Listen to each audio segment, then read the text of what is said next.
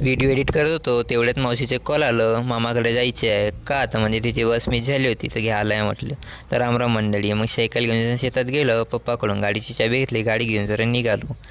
गाडी घेऊन जाणार आणि कोणी लिफ्ट मागणार नाही असं कधी होणार नाही.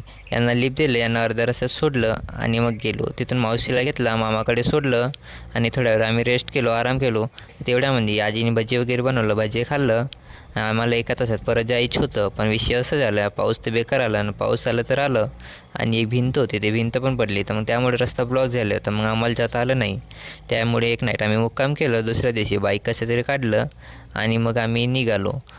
एवढं पाणी आलं तर म्हणजे पूर्ण एवढं पूर झालं खूपच. आम्ही एवढ्या मेहनतीने कसं पाणी केलं आणि रवणा केलं, आज तिथं काही दिसतच नाही. शेतकऱ्याची अवघडच आहे बुवा. उपरवाले तिथे छप्पर फार की छप्पर म्हणजे पूर्ण विशेष झालं त्याचं. मग तिथून आम्ही घराकडे निघालो. एक काटवल होते, काटवल तोडलं